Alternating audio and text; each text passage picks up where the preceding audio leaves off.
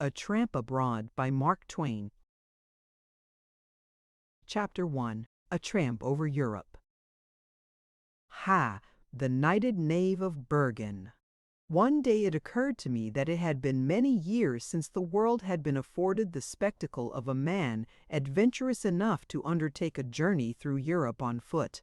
After much thought, I decided I was a person fitted to furnish to mankind this spectacle, so I determined to do it. This was in March 1878. I looked about me for the right sort of person to accompany me in the capacity of agent, and finally hired a Mr. Harris for this service.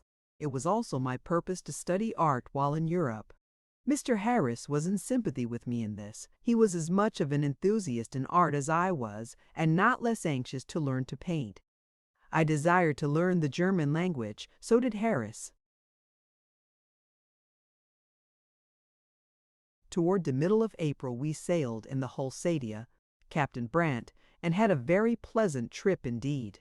After a brief rest at Hamburg, we made preparations for a long pedestrian trip southward in the soft spring weather. But at the last moment we changed the program, for private reasons, and took the express train. We made a short halt at Frankfurt on the Main, and found it an interesting city. I would have liked to visit the birthplace of Gutenberg, but it could not be done, as no memorandum of the site of the house has been kept. So we spent an hour in the Goethe mansion instead. The city permits this house to belong to private parties, instead of gracing and dignifying herself with the honor of possessing and protecting it. Frankfurt is one of the 16 cities which have the distinction of being the place where the following incident occurred. Charlemagne, while chasing the, quote, Saxons, as H.E. said, or being chased by them, as they said, arrived at the bank of the river at dawn in a fog. The enemy were either before him or behind him, but in any case he wanted to get across very badly. He would have given anything for a guide, but none was to be had. Presently he saw a deer, followed by her young, approach the water. He watched her, judging that she would seek a ford, and he was right. She waded over, and the army followed. So a great Frankish victory or defeat was gained or avoided, and in order to commemorate the episode, Charlemagne commanded a city to be built there, which he named Frankfurt, the ford of the Franks. None of the other cities where this event happened were named for it. This is good evidence that Frankfurt was the first place it occurred at.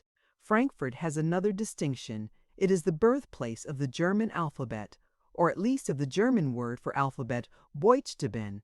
They say that the first movable types were made on birch sticks, Buchstaben, hence the name. I was taught a lesson in political economy in Frankfurt. I had brought from home a box containing 1,000 very cheap cigars. By way of experiment, I stepped into a little shop in a queer old back street, took 4 gaily decorated boxes of wax matches and 3 cigars, and laid down a silver piece worth 48 cents. The man gave me 43 cents change. In Frankfurt, everybody wears clean clothes, and I think we noticed that this strange thing was the case in Hamburg too, and in the villages along the road. Even in the narrowest and poorest and most ancient quarters of Frankfurt, neat and clean clothes were the rule. The little children of both sexes were nearly always nice enough to take into a body's lap. And as for the uniforms of the soldiers, they were newness and brightness carried to perfection.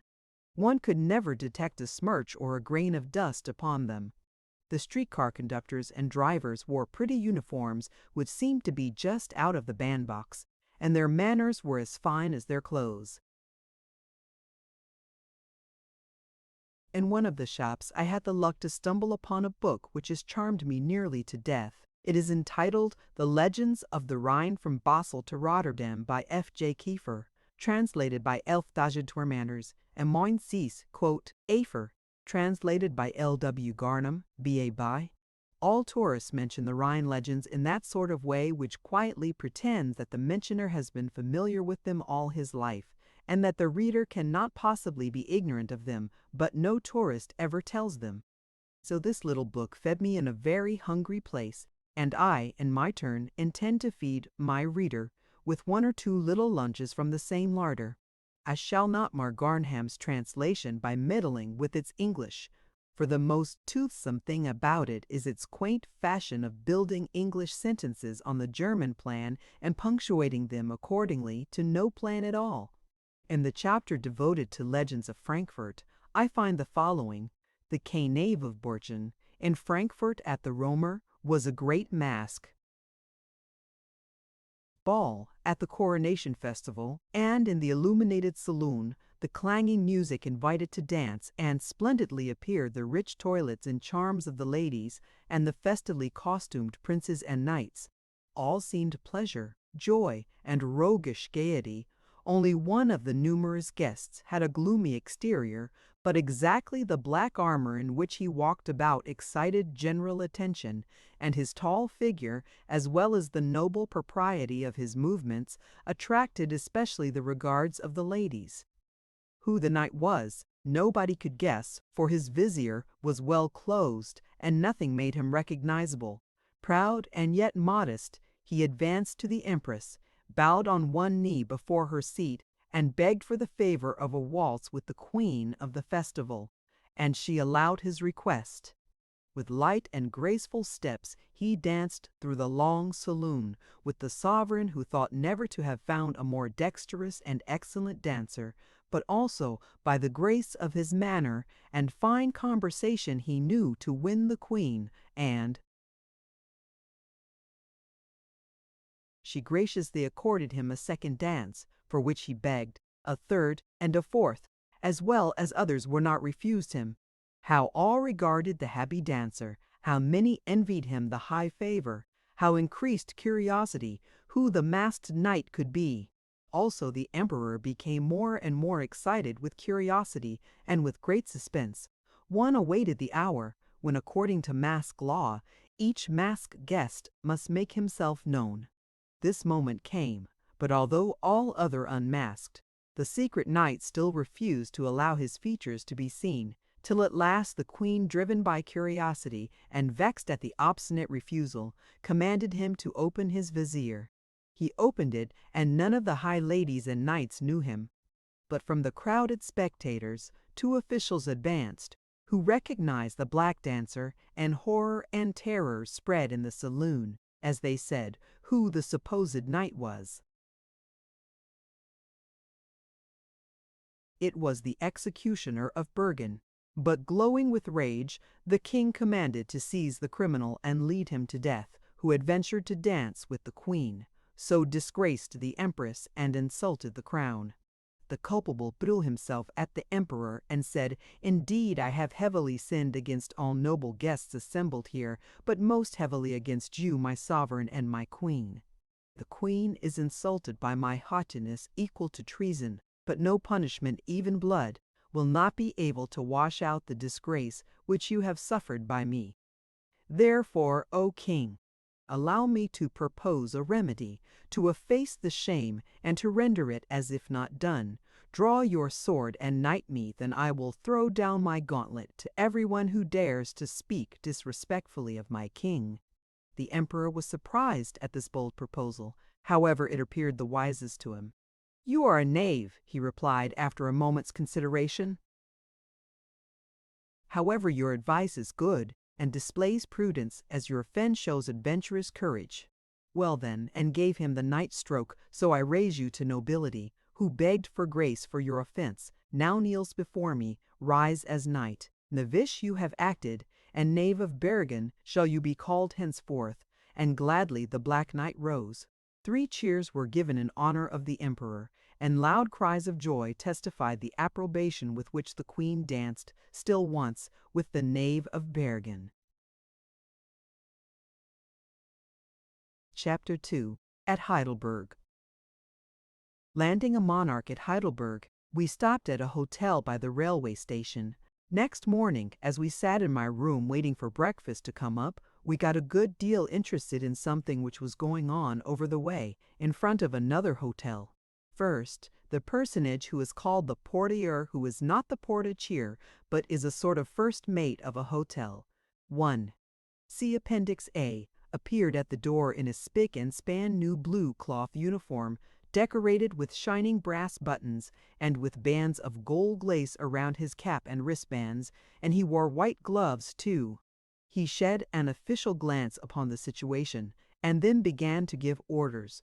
Two women servants came out with pails and brooms and brushes, and gave the sidewalk a thorough scrubbing. Meanwhile, two others scrubbed the 4 marble steps which led up to the door. Beyond these, we could see some men servants taking up the carpet of the grand staircase. This carpet was carried away, and the last grain of dust beaten and banged and swept out of it, then brought back and put down again.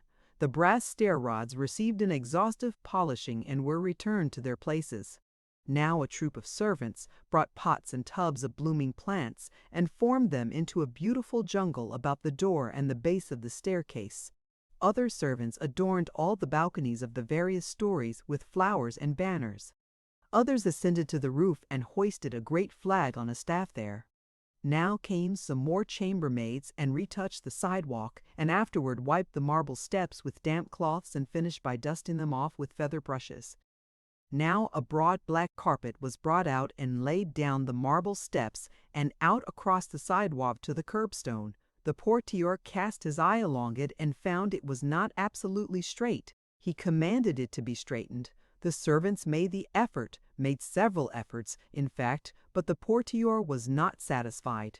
He finally had it taken up, and then he put it down himself and got it right. At this stage of the proceedings, a narrow bright red carpet was unrolled and stretched from the top of the marble steps to the curbstone, along the center of the black carpet.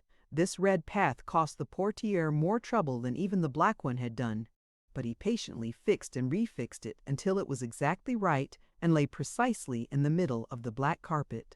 In New York, these performances would have gathered a mighty crowd of curious and intensely interested spectators, but here it only captured an audience of half a dozen little boys who stood in a row across the pavement, some with their school knapsacks on their backs and their hands in their pockets, others with arms full of bundles, and all absorbed in the show.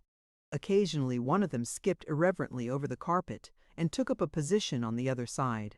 This always visibly annoyed the portier. Now came a waiting interval. The landlord, in plain clothes and bareheaded, placed himself on the bottom marble step abreast the portier, who stood on the other end of the same steps. 6 or 8 waiters, gloved, bareheaded, and wearing their whitest linen, their whitest cravats, and their finest swallowtails, grouped themselves about these chiefs, but leaving the carpetway clear. Nobody moved or spoke any more, but only waited. In a short time the shrill piping of a coming train was heard, and immediately groups of people began to gather in the street. 2 or 3 open carriages arrived and deposited some maids of honor and some male officials at the hotel. Presently another open carriage brought the Grand Duke of Baden, a stately man in uniform who wore the handsome brass-mounted, steel-spiked helmet of the army on his head. Last came the Empress of Germany and the Grand Duchess of Baden in a closed carriage. These passed through the low bowing groups of servants and disappeared in the hotel, exhibiting to us only the backs of their heads, and then the show was over.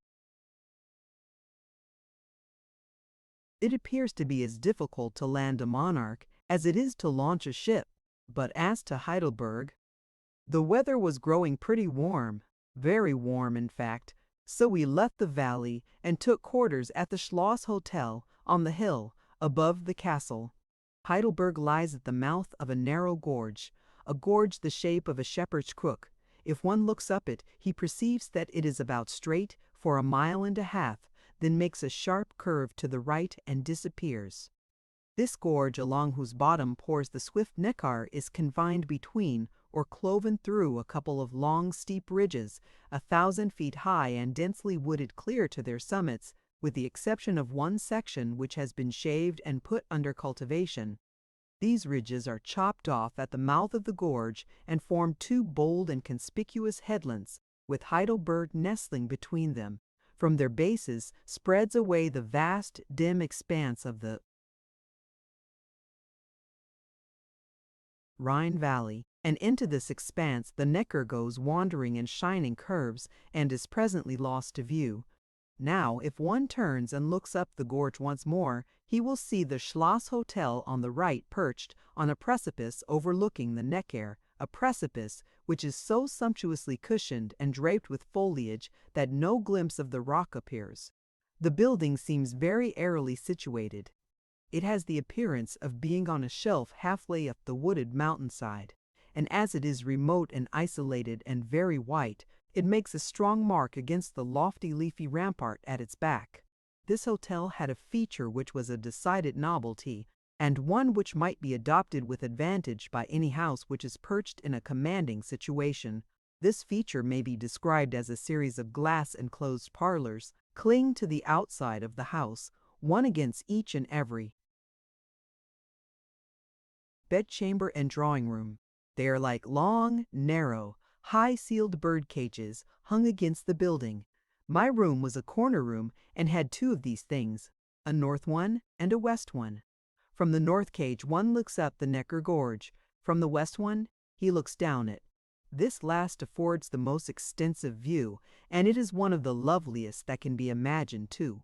Out of a billowy upheaval of vivid green foliage, a rifle shot removed, rises the huge ruin of Heidelberg Castle. 2.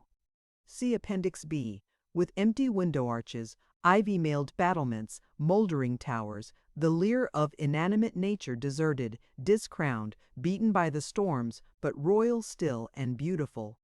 It is a fine sight to see the evening sunlight suddenly strike the leafy declivity at the castle's base and dash up it and drench it as with a luminous spray, while the adjacent groves are in deep shadow. Behind the castle swells a great dome-shaped hill, forest-clad, and beyond that a nobler and loftier one. The castle looks down upon the compact brown-roofed town, and from the town two picturesque old bridges span the river. Now the view broadens. Through the gateway of the Sentinel headlands you gaze out over the wide Rhine plain, which stretches away, softly and richly tinted, grows gradually and dreamily indistinct, and finally melts imperceptibly into the remote horizon. I have never enjoyed a view which had such a serene and satisfying charm about it as this one gives. The first night we were there, we went to bed and to sleep early, but I awoke at the end of 2 or 3 hours and lay a comfortable while listening to the soothing patter of the rain against the balcony windows. I took it to be rain, but it turned out to be only the murmur of the restless Neckar tumbling over her dikes and dams far below in the gorge. I got up and went into the west balcony and saw a wonderful sight. Away down on the level under the black mass of the castle, the town lay, stretched along the river, its intricate cobweb of streets jeweled with twinkling lights. There were rows of lights on the bridges.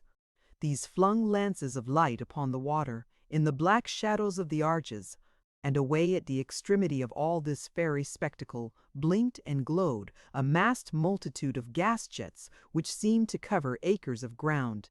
It was as if all the diamonds in the world had been spread out there. I did not know before that a half-mile of sextuple railway tracks could be made such an adornment. One thinks Heidelberg by day with its surroundings is the last possibility of the beautiful, but when he sees Heidelberg by night, a fallen Milky Way with that glittering railway constellation pinned to the border, he requires time to consider upon the verdict. One never tires of poking about in the dense woods that clothe all these lofty Neckar hills to their tops. The great deeps of a boundless forest have a beguiling and impressive charm in any country, but German legends and fairy tales have given these an added charm. They have peopled all that region with gnomes and dwarfs and all sorts of mysterious and uncanny creatures. At the time I am writing of, I had been reading so much of this literature that sometimes I was not sure, but I was beginning to believe in the gnomes and fairies as realities.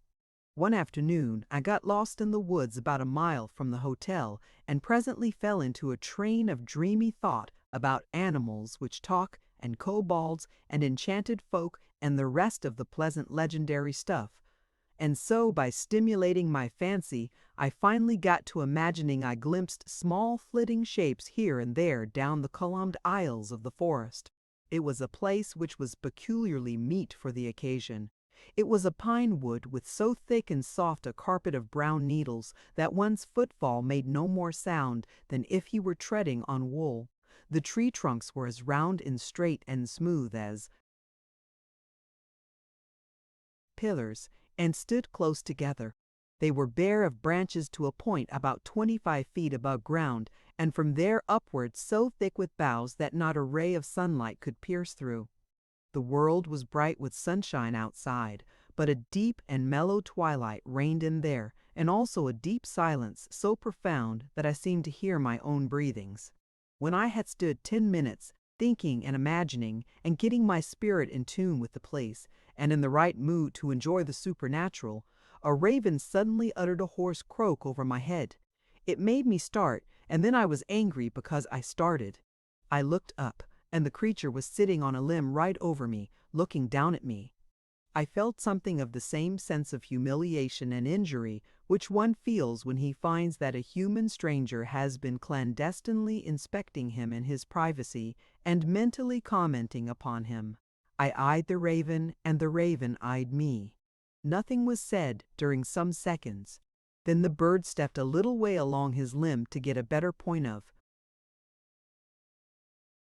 observation, lifted his wings, stuck his head far down below his shoulders toward me, and croaked again, a croak with a distinctly insulting expression about it. If he had spoken in English, he could not have said any more plainly than he did say in Raven, "Well, what do you want here?"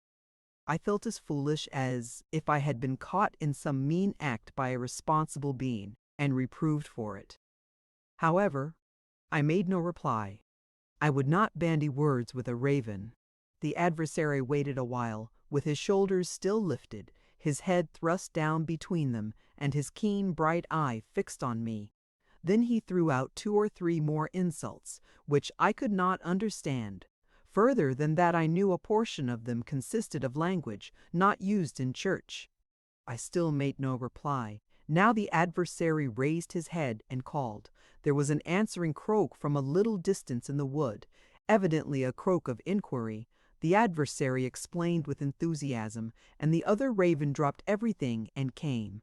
The two sat side by side on the limb and discussed me as freely and offensively as 2 great naturalists might discuss a new kind of bug. The thing became more and more embarrassing. They called in another friend. This was too much. I saw that they had the advantage of me, and so I concluded to get out of the scrape by walking out of it. They enjoyed my defeat as much as any low white people could have done. They craned their necks and laughed at me for a raven can laugh. Just like a man, they squalled insulting remarks after me as long as they could see me. They were nothing but ravens. I knew that what they thought of me could be a matter of no consequence, and yet when even a raven shouts after you, "What a hat!"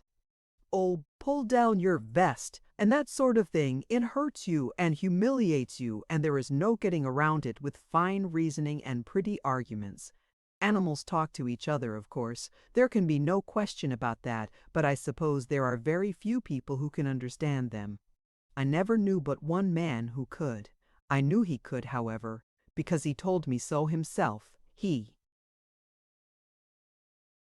was a middle-aged, simple-hearted miner who had lived in a lonely corner of California, among the woods and mountains, a good many years, and had studied the ways of his only neighbors, the beasts and the birds, until he believed he could accurately translate any remark which they made. This was Jim Baker. According to Jim Baker, some animals have only a limited education, and some use only simple words, and scarcely ever a comparison or a flowery figure, whereas certain other animals have a large vocabulary, a fine command of language, and a ready and fluent delivery. Consequently, these latter talk a great deal. They like it, they are so conscious of their talent, and they enjoy showing off. Baker said, that after long and careful observation, he had come to the conclusion that the blue jays were the best talkers he had found among birds and beasts. Said he, "There's more to a blue jay than any other creature. He has got more moods and more different kinds of feelings than other creatures.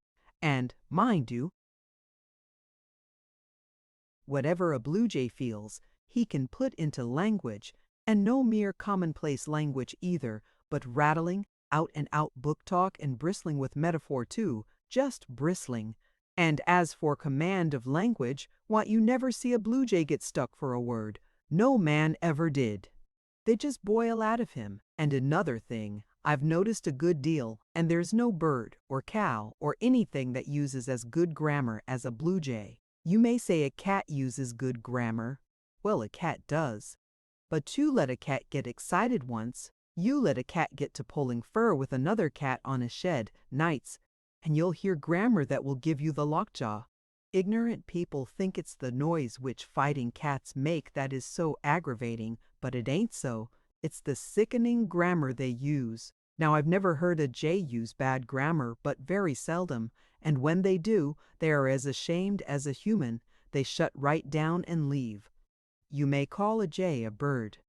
Well, so he is, in a measure, but he's got feathers on him and don't belong to no church perhaps, but otherwise he is just as much human as you be, and I'll tell you for why. A jay's gifts and instincts and feelings and interests cover the whole ground. A jay hasn't got any more principle than a congressman. A jay will lie. A jay will steal. A jay will deceive.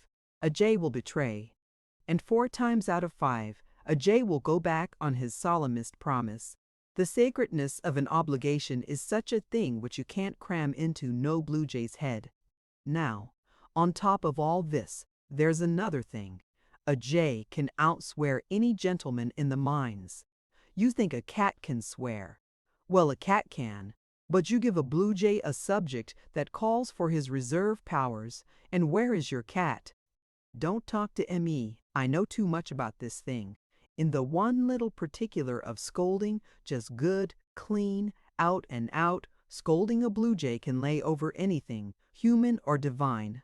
Yes, sir. A jay is everything that a man is.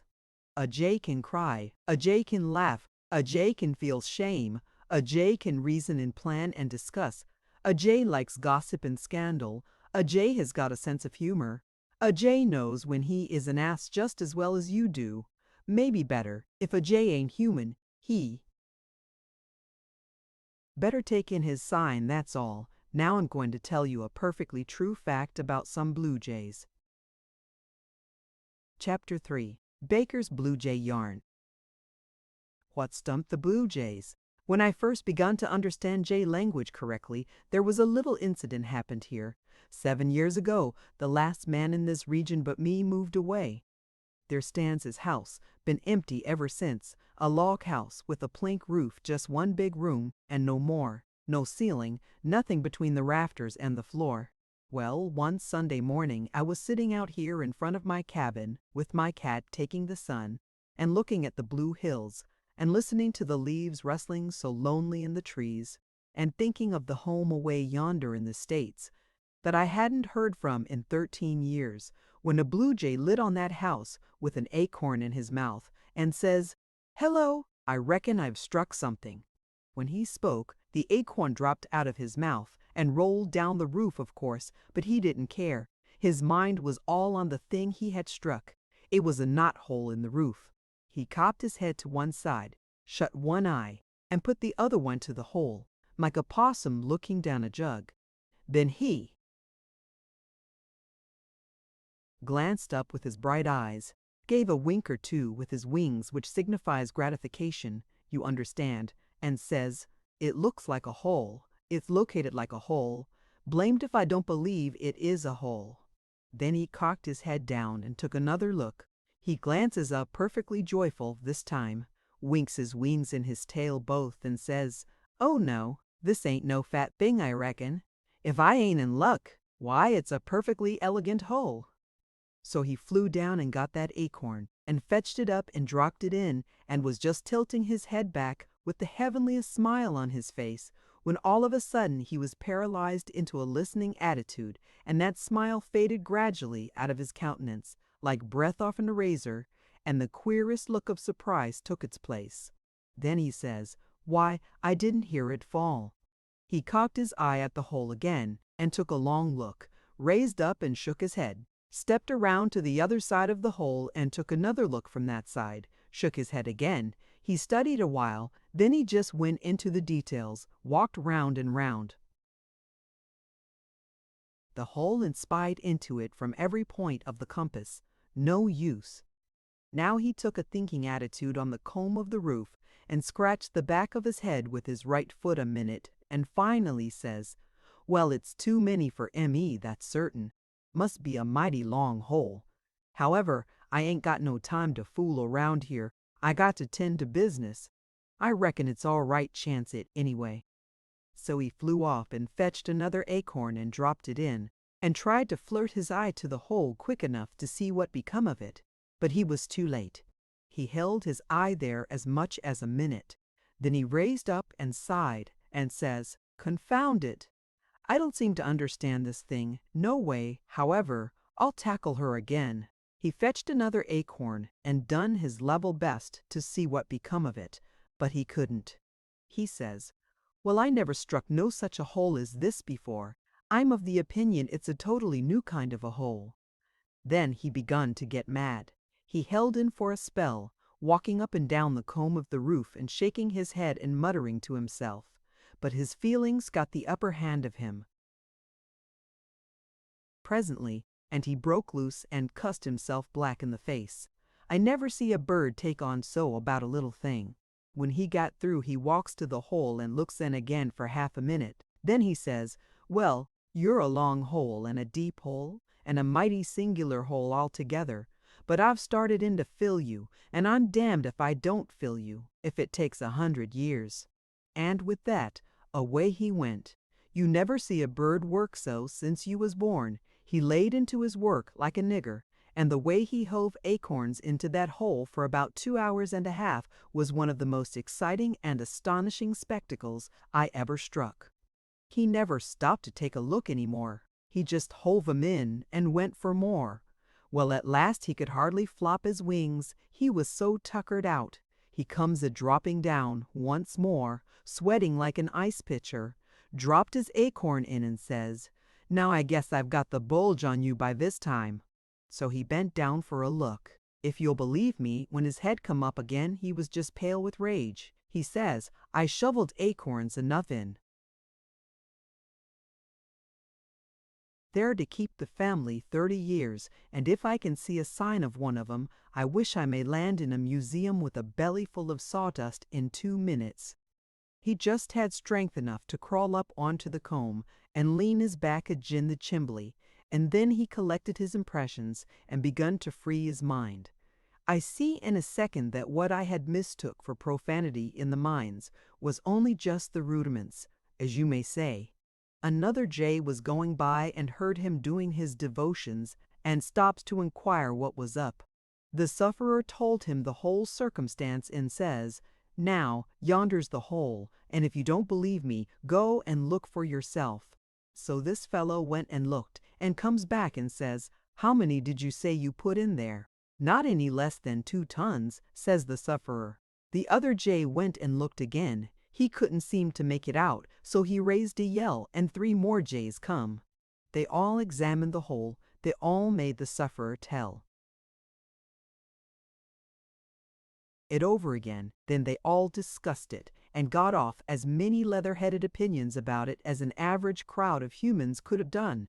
They called in more jays, then more and more, till pretty soon this whole region appeared to have a blue flush about it. There must have been 5,000 of them, and such another jawing and disputing and ripping and cussing you never heard. Every jay in the whole lot put his eye to the hole and delivered a more chuckle-headed opinion about the mystery than the jay that went there before him. They examined the house all over too. The door was standing half open, and at last one old jay happened to go and light on it and look in. Of course, that knocked the mystery galley west in a second. There lay the acorns scattered all over the floor. He flopped his wings and raised a whoop. "Come here," he says. "Come here, everybody. Hanged if this fool hasn't been trying to fill up a house with acorns." They all came a-swooping down like a blue cloud, and as each fellow lit on the door and took a glance, the whole absurdity of the contract that first jay had tackled hit him home, and he fell over backward suffocating with laughter, and the next jay took his place and done the same. Well, sir, they roosted around here on the housetop and the trees for an hour and guffawed over that thing like human beings. It ain't any use to tell me a blue jay hasn't got a sense of humor, because I know better. And memory, too. They brought jays here from all over the United States to look down that hole every summer for 3 years. Other birds, too. And they could all see the point except an owl that come from Nova Scotia to visit the Yosemite, and he took this thing in on his way back. He said he couldn't see anything funny in it, but then he was a good deal disappointed about Yosemite tea, too. Chapter 4. Student Life. The laborious beer king. The summer semester was in full tide. Consequently, the most frequent figure in and about Heidelberg was the student. Most of the students were Germans, of course, but the representatives of foreign lands were very numerous. They hailed from every corner of the globe, for instruction is cheap in Heidelberg, and so is living too. The Anglo-American Club, composed of British and American students, had 25 members, and there was still much material left to draw from. 9/10 of the Heidelberg students wore no badge or uniform. The other 10th wore caps of various colors and belonged to social organizations called corps. There were 5 corps, each with a color of its own. There were white caps, blue caps, and red, yellow, and green ones. The famous duel fighting is confined to the corps boys. The KNEIP seems to be a specialty of theirs, too. Nipes are held, now and then, to celebrate great occasions, like the election of a beer king, for instance. The solemnity is simple.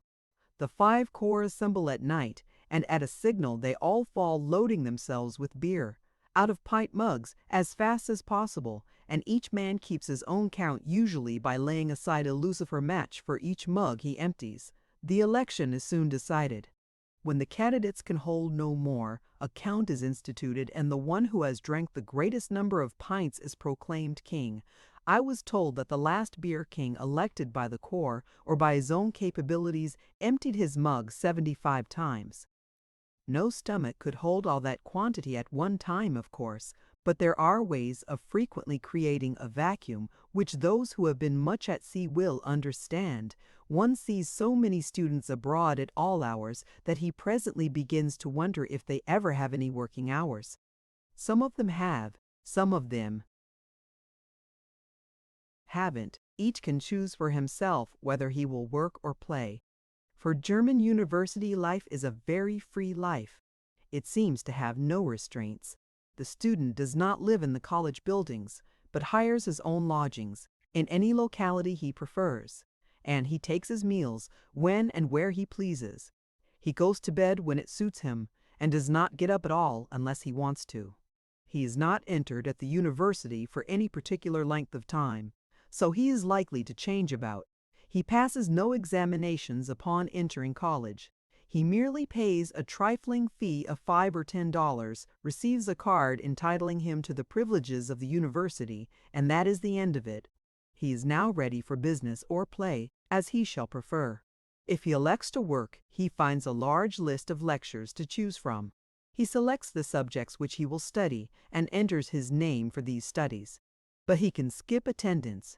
The result of this system is that lecture courses upon specialties of an unusual nature are often delivered to very slim audiences, while those upon more practical and everyday matters of education are delivered to very large ones. I heard of one case where, day after day, the lecturer's audience consisted of 3 students, and always the same 3. But one day 2 of them remained away. The lecturer began as usual, "Gentlemen." Then, without a smile, he corrected himself, saying "Sir," and went on with his discourse. It is said that the vast majority of the Heidelberg students are hard workers and make the most of their opportunities, that they have no surplus means to spend in dissipation and no time to spare for frolicking. One lecture follows right on the heels of another, with very little time for the student to get out of one hall and into the next, but the industrious ones manage it by going on a trot. The professors assist them in the saving of their time by being promptly in their little boxed-up pulpits when the hours strike, and as promptly out again when it's a small hour finishes. I entered an empty lecture room one day just before the clock struck. The place had simple, unpainted pine desks and benches for about 200 persons. About a minute before the clock struck, 150 students swarmed in, rushed to their seats, immediately spread open their notebooks, and dipped their pens in ink. When the clock began to strike, a burly professor entered, was received with a round of applause, moved swiftly down the center aisle, said "Gentlemen," and began to talk as he climbed his pulpit steps. And by the time he had arrived in his box and faced his audience, his lecture was well under way and all the pens were going.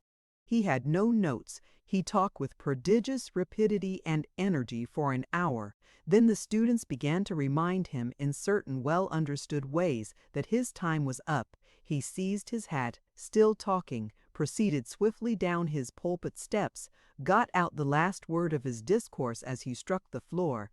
Everybody rose respectfully, and he swept rapidly down the aisle and disappeared. An instant rush for some other lecture room followed, and in the minute I was alone with the empty benches once more. Yes, without doubt, idle students are not the rule. Out of 800 in the town, I knew the faces of only about 50, but these I saw everywhere and daily. They walked about the streets and the wooded hills. They drove in cabs, they boated on the river, they sipped beer and coffee afternoons in the Schloss gardens. A good many of them wore colored caps of a corps. They were finely and fashionably dressed. Their manners were quite superb, and they led an easy, careless, comfortable life. If a dozen of them sat together and a lady or a gentleman passed whom one of them knew and saluted, they all rose to their feet and took off their caps.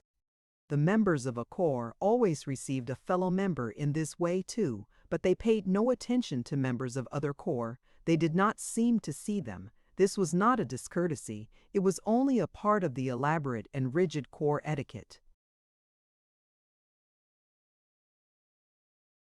There seems to be no chilly distance existing between the German students and the professor, but, on the contrary, a companionable intercourse, the opposite of chilliness and reserve. When the professor enters a beer hall in the evening where students are gathered together, these rise up and take off their caps and invite the old gentleman to sit with them and partake. He accepts, and the pleasant talk and the beer flow for an hour or two, and by the professor, properly charged and comfortable, gives a cordial good night while the students stand bowing and uncovered, and then he moves on his happy way homeward with all his vast cargo of learning afloat in his hold. Nobody finds fault or feels outraged. No harm has been done. It seemed to be a part of corps etiquette to keep a dog or so, too. I mean a corps dog, the common property of the organization, like the corps steward or head servant. Then there are other dogs owned by individuals.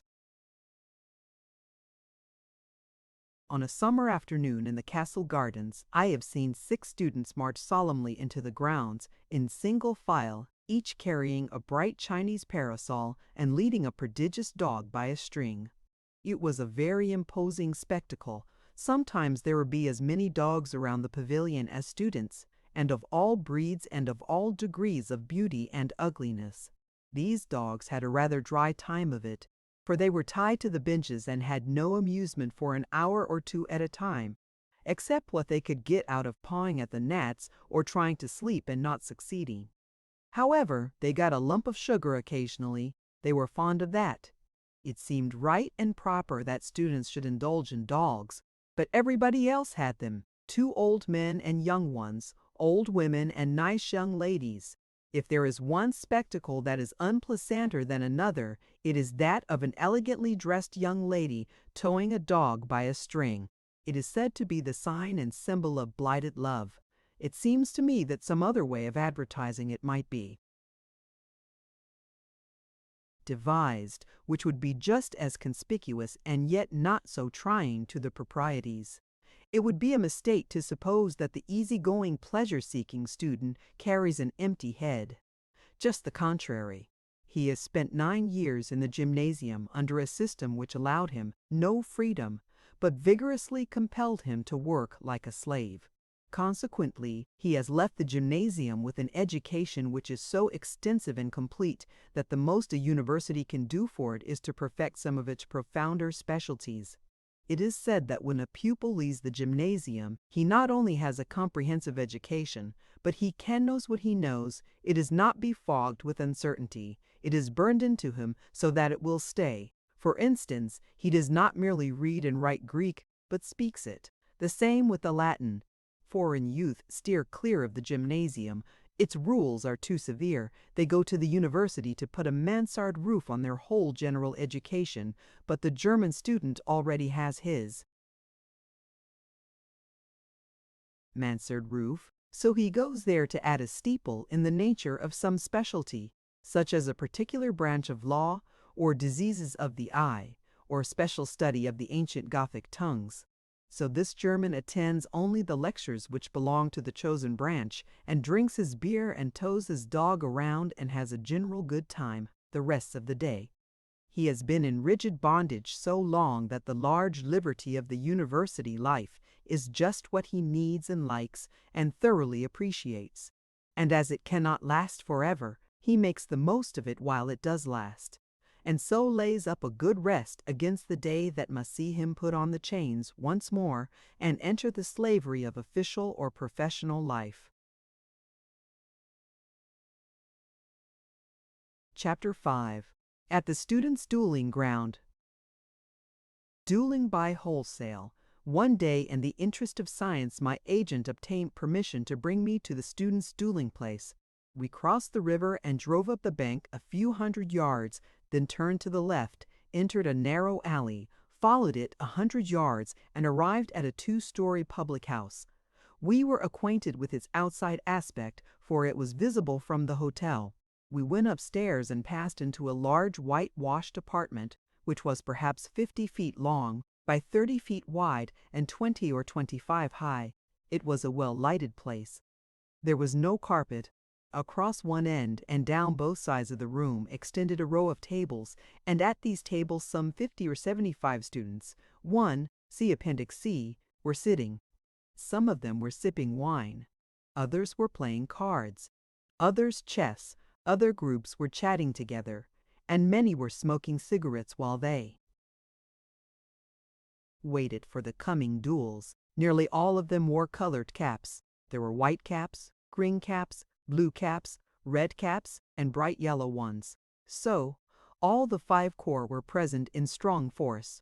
In the windows at the vacant end of the room stood 6 or 8 narrow-bladed swords with large protecting guards for the hand, and outside was a man at work sharpening others on a grindstone. He understood his business, for when a sword left his hand, one could shave himself with it. It was observable that the young gentleman neither bowed to nor spoke with students whose caps differed in color from their own. This did not mean hostility, but only an armed neutrality. It was considered that a person could strike harder in the duel and with a more earnest interest if he had never been in a condition of comradeship with his antagonist. Therefore, comradeship between the corps was not permitted. At intervals, the presidents of the 5 corps have a cold official intercourse with each other, but nothing further. For example, when the regular dueling day of one of the corps approaches, its president calls for volunteers from among the membership to offer battle. 3 or more respond, but there must not be less than 3. The president lays their names before the other presidents with the request that they furnish antagonists for these challengers from among their corps. This is promptly done. It chanced that the present occasion was the battle day of the Red Cap Corps. They were the challengers, and certain caps of other colors had volunteered to meet them. The students fight duels in the room which I have described, 2 days in every week during 7.5 months in every year. This custom had continued in Germany 250 years. To return to my narrative, a student in a white cap met us and introduced us to 6 or 8 friends of his who also wore white caps, and while we stood conversing, 2 strange-looking figures were led in from another room. They were students panoplied for the duel. They were bareheaded. Their eyes were protected by iron goggles, which projected an inch or more. The leather straps of which bound their ears flat against their heads were wound around and around with thick wrappings which a sword could not cut through. From chin to ankle, they were padded thoroughly against injury. Their arms were bandaged and rebandaged, layer upon layer, until they looked like solid black logs. These weird apparitions had been handsome youths, clad in fashionable attire, 15 minutes before, but now they did not resemble any beings one ever sees unless in nightmares.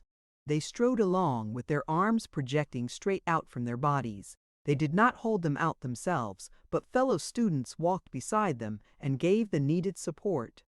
There was a rush for the vacant end of the room now, and we followed and got good places. The combatants were placed face to face, each with several members of his own corps about him to assist. 2 seconds, well padded and with swords in their hands, took their stations. A student belonging to neither of the opposing corps placed himself in a good position to umpire the combat. Another student stood by with a watch and a memorandum book to keep record of the time and the number and nature of the wounds. A gray-haired surgeon was present with his lint, his bandages, and his instruments. After a moment's pause, the duelists saluted the umpire respectfully. Then one after another, the several officials stepped forward, gracefully removed their caps and saluted him also, and returned to their places. Everything was ready now. Students stood crowded together in the foreground, and others stood behind them on chairs and tables. Every face was turned toward the center of attraction. The combatants were watching each other with alert eyes. A perfect stillness, a breathless interest reigned. I felt that I was going to see some wary work, but not so. The instant the word was given, the 2 apparitions sprang forward and began to rain blows down upon each other with such lightning rapidity that I could not quite tell whether I saw the swords or only flashes they made in the air. The rattling din of these blows as they struck steel or paddings was something wonderfully stirring, and they were struck with such terrific force that I could not understand why the opposing sword was not beaten down under the assault. Presently, in the midst of the sword flashes, I hacked at the flash. The seconds cried, "Halt!" and knocked up the combatants' swords with their own. The duelists sat down. A student official stepped forward, examined the wounded head, and touched the place with a sponge once or twice. The surgeon came and turned back the hair from the wound and revealed a crimson gash 2 or 3 inches long, and proceeded to bind an oval piece of leather and a bunch of lint over it. The tally keeper stepped up and tallied 1 for the opposition in his book. Then the duelists took position again. A small stream of blood was flowing down the side of the injured man's head and over his shoulder and down his body to the floor.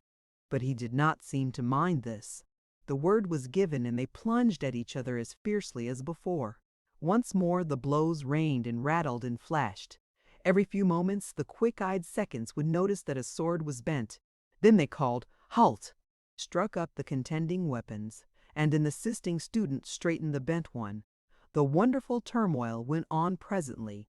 A bright spark sprung from a blade, and that blade, broken in several pieces, sent one of its fragments flying to the ceiling.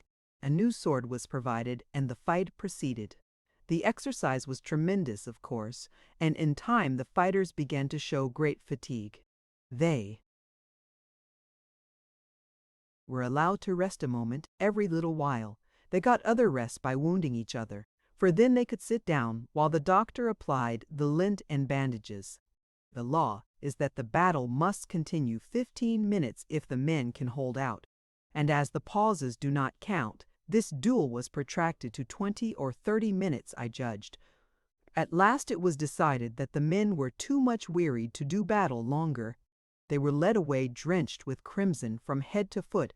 That was a good fight, but it could not count, partly because it did not last the lawful 15 minutes of actual fighting, and partly because neither man was disabled by his wound. It was a drawn battle, and corps law requires that drawn battles shall be refought as soon as the adversaries are well of their hurts. During the conflict, I had talked a little now and then with a young gentleman of the White Cap Corps, and he had mentioned that he was to fight next, and had also pointed out his challenger, a young gentleman who was leaning against the opposite wall smoking a cigarette and restfully observing the duel then in progress. My acquaintanceship with the party to the coming contest had the effect of giving me a kind of personal interest in it. I naturally wished he might win, and it was the reverse of pleasant to learn that he probably would not, because, although he was a notable swordsman, the challenger was held to be his superior. The duel presently began, and in the same furious way which had marked the previous one. I stood close by, but could not tell which blows told and which did not. They fell and vanished, so like flashes of light. They all seemed to tell. The swords always bent over the opponents' heads, from the forehead back over the crown, and seemed to touch all the way, but it was not so. A protecting blade, invisible to me, was always interposed between.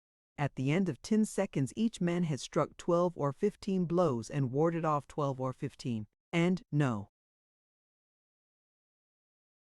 harm done. Then a sword became disabled, and a short rest followed whilst a new one was brought. Early in the next round, the White Corps student got an ugly wound on the side of his head and gave his opponent one like it.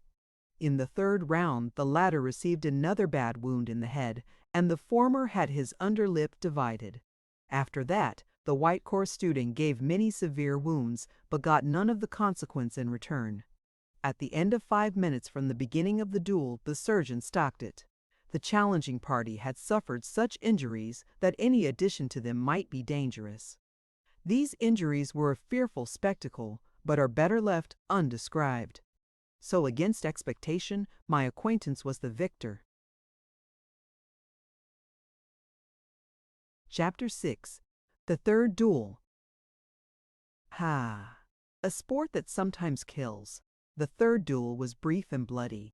The surgeon stopped it when he saw that one of the men had received such bad wounds that he could not fight longer without endangering his life.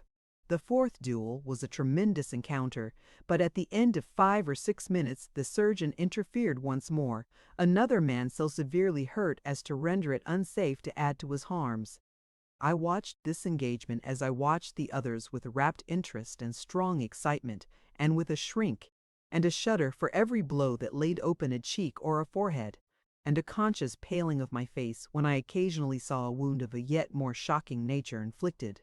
My eyes were upon the loser of this duel when he got his last and vanquishing wound. It was in his face, and it carried away his. But no matter, I must not enter into details. I had but a glance, and then turned quickly, but I would not have been looking at all if I had known what was coming. No, that is probably not true. One thinks he would not look if he knew what was coming, but the interest and the excitement are so powerful that they would doubtless conquer all other feelings, and so, under the fierce exhilaration of the clashing steel, he would yield and look after all. Sometimes spectators of these duels faint, and it does seem a very reasonable thing to do too. Both parties to this fourth duel were badly hurt so much that the surgeon was at work upon them nearly or quite an hour, a fact which is suggestive. But this waiting interval was not wasted in idleness by the assembled students. It was past noon, therefore they ordered their landlord downstairs to send up hot beefsteaks, chickens, and such things, and these they ate, sitting comfortable at the several tables whilst they chatted, disputed, and laughed. The door to the surgeon's room stood open meantime, but the cutting, sewing, splicing, and bandaging going on in there in plain view did not seem to disturb anyone's appetite. I went in and saw the surgeon labor a while, but could not enjoy. It was much less trying to see the wounds given and received than to see them mended. The stir and turmoil and the music of the steel were wanting here. One's nerves were wrung by this grisly spectacle, whilst the duel's compensating pleasurable thrill was lacking.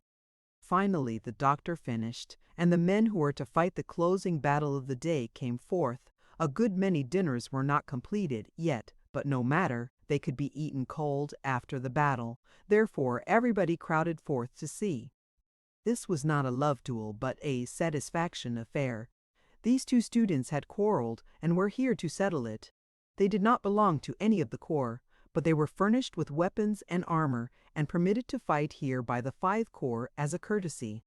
Evidently these two young men were unfamiliar with the dueling ceremonies, though they were not unfamiliar with the sword. When they were placed in position, they thought it was time to begin, and then did begin too, and with the most impetuous energy, without waiting for anybody to give the word.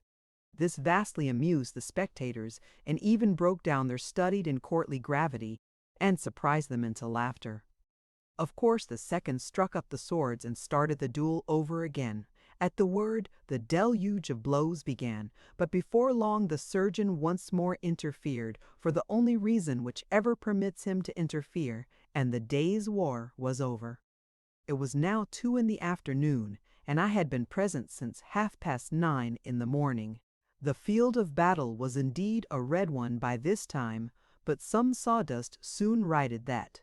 There had been one duel before I arrived. In it one of the men received many injuries, while the other one escaped without a scratch. I had seen the heads and faces of 10 youths gashed in every direction by the keen 2-edged blades, and yet had not seen a victim wince, nor heard a moan, or detected any fleeting expression which confessed the sharp pain the hurts were inflicting. This was good fortitude indeed. Such endurance is to be expected in savages and prize fighters, for they are born and educated to it, but to find it in such perfection in these gently bred and kindly natured young fellows is matter for surprise. It was not merely under the excitement of the sword-play that this fortitude was shown. It was shown in the surgeon's room, where an uninspiring quiet reigned, and where there was no audience. The doctor's manipulations brought out neither grimaces nor moans. And in the fights it was observable that these lads hacked and slashed with the same tremendous spirit, after they were covered with streaming wounds, which they had shown in the beginning. The world in general looks upon the college duels as very farcical affairs. True, but considering that the college duel is fought by boys, that the swords are real swords, and that the head and face are exposed, it seems to me that it is a farce which had quite a grave side to it. People laugh at it mainly because they think the student is so covered up with armor that he cannot be hurt, but it is not so. His eyes and ears are protected, but the rest of his face and head are bare. He can not only be badly wounded, but his life is in danger, and he would sometimes lose it but for the interference of the surgeon. It is not intended that his life shall be endangered. Fatal accidents are possible, however. For instance, the student's sword may break, and the end of it fly up behind his antagonist's ear and cut an artery which could not be reached if the sword remained whole. This has happened sometimes, and death has resulted on the spot. Formerly the student's armpits were not protected, and at that time the swords were pointed, whereas they are blunt now. So an artery in the armpit was sometimes cut, and death followed. Then, in the days of sharp-pointed swords, a spectator was an occasional victim.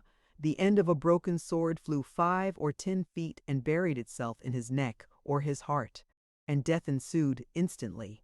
The student duels in Germany occasion 2 or 3 deaths every year now, but this arises only from the carelessness of the wounded men. They eat or drink imprudently, or commit excesses in the way of overexertion. Inflammation sets in and gets such a headway that it cannot be arrested. Indeed, there is blood and pain and danger enough about the college duel to entitle it to a considerable degree of respect. All the customs, all the laws, all the details pertaining to the student duel are quaint and naive. The grave, precise and courtly ceremony with which the thing is conducted invests it with a sort of antique charm. This dignity and these knightly graces suggest the tournament, not the prize fight. The laws are as curious as they are strict. For instance, the duelist may step forward from the line he is placed upon, if he chooses, but never back of it. If he steps back of it or even leans back, it is considered that he did it to avoid a blow or contrive an advantage, so he is dismissed from his corps in disgrace. It would seem natural to step from under a descending sword unconsciously and against one's will and intent, yet this unconsciousness is not allowed. Again, if under the sudden anguish of a wound, the receiver of it makes a grimace, he falls some degrees in the estimation of his fellows. His corps are ashamed of him. They call him Harefoot, which is the German equivalent for chicken-hearted.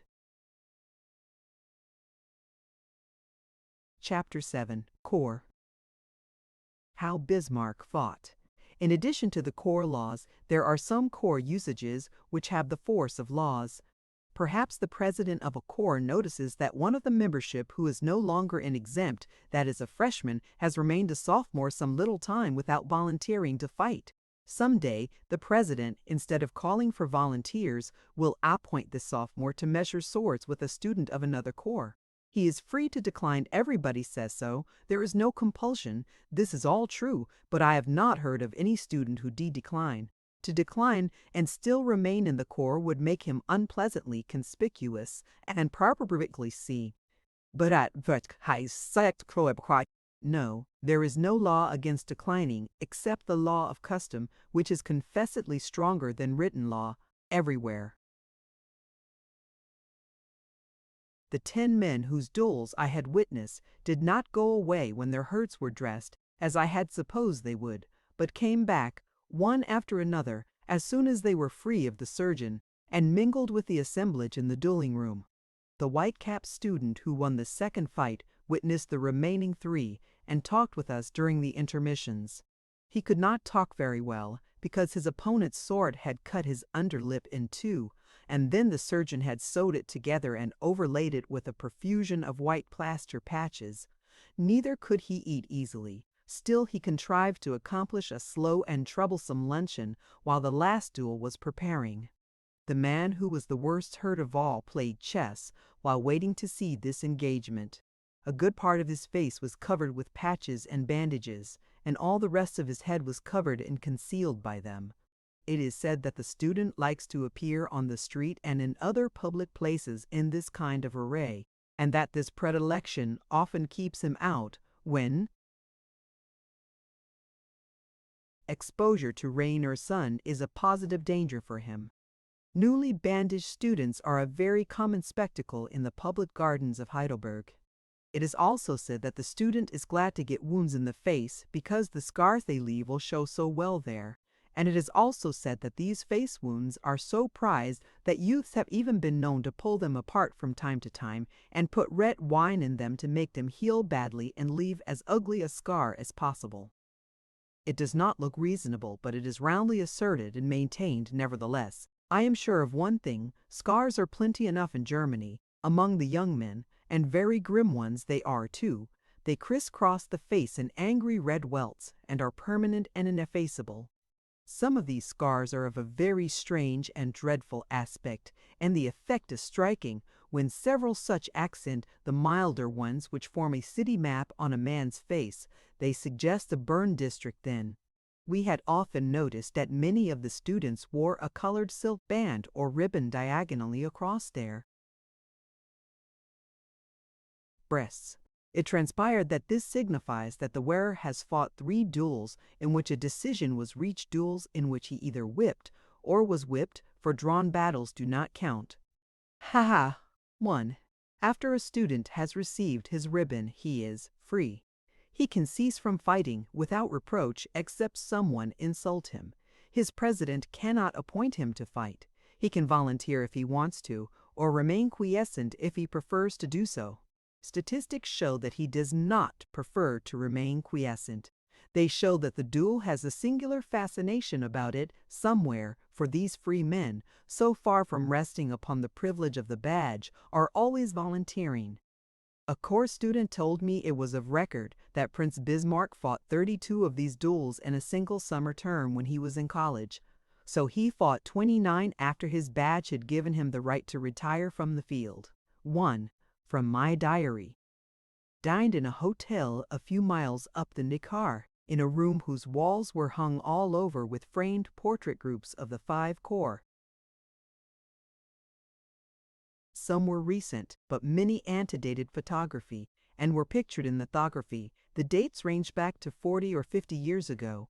Nearly every individual wore the ribbon across his breast. In one portrait group, representing as each of these pictures did an entire corps, I took pains to count the ribbons.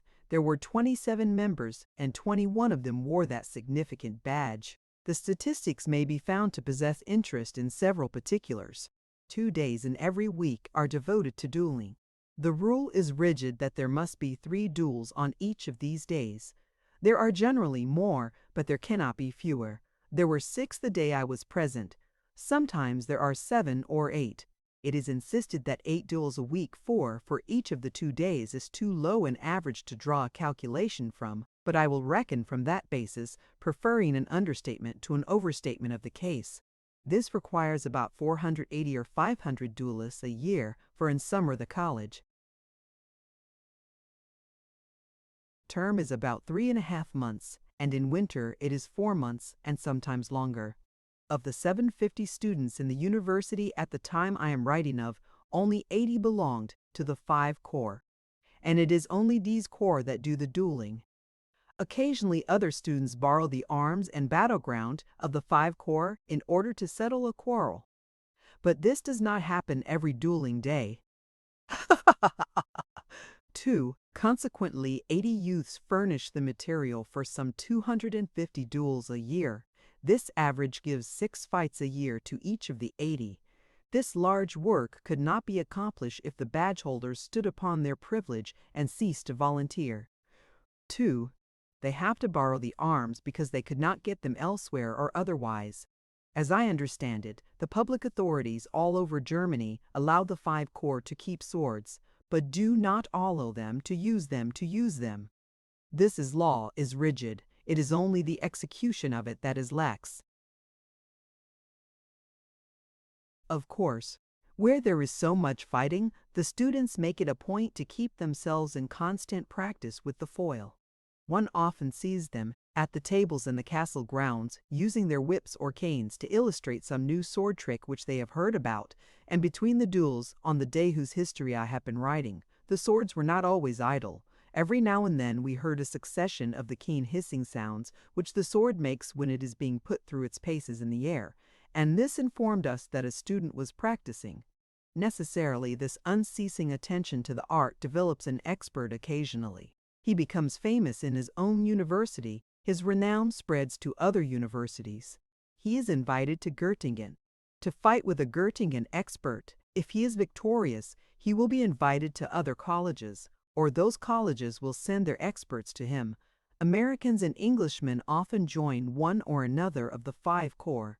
A year or 2 ago, the principal Heidelberg expert was a big Kentuckian. He was invited to the various universities and left a wake of victory behind him all about Germany. But at last, a little student in Strasbourg defeated him.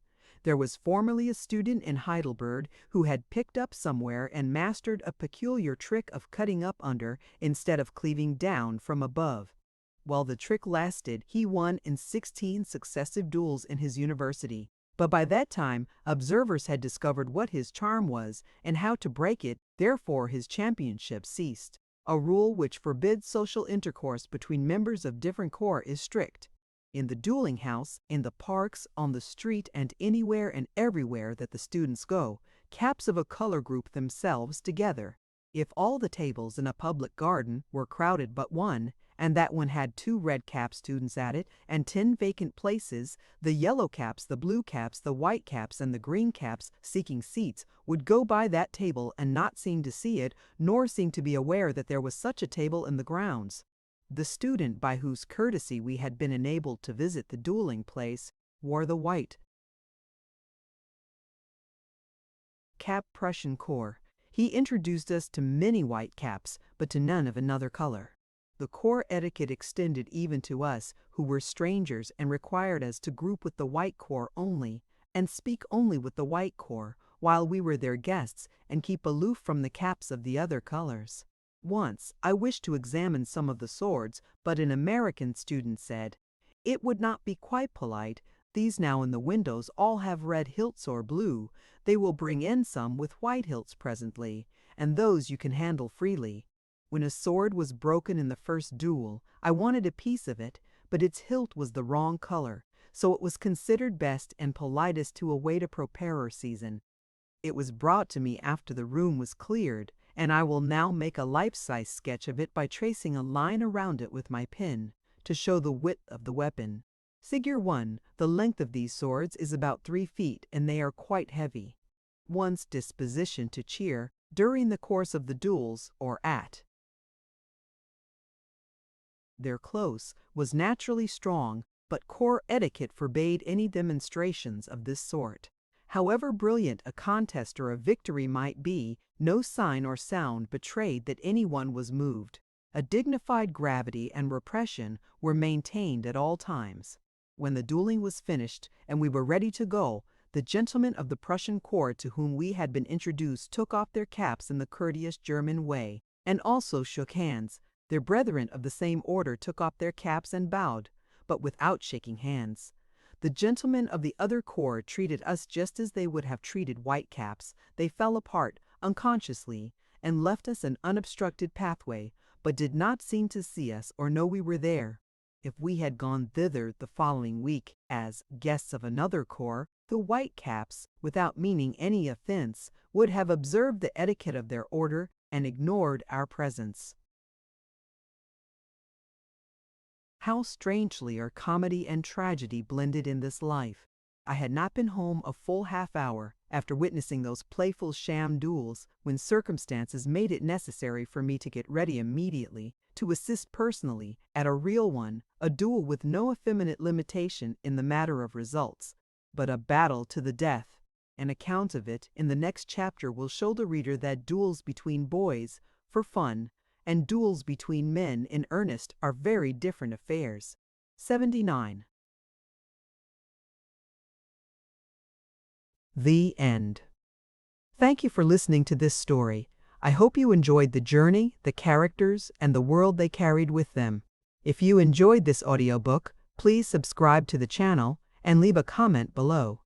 Your support helps keep these stories alive and allows more timeless books to be shared with listeners around the world. Until next time, thank you for listening.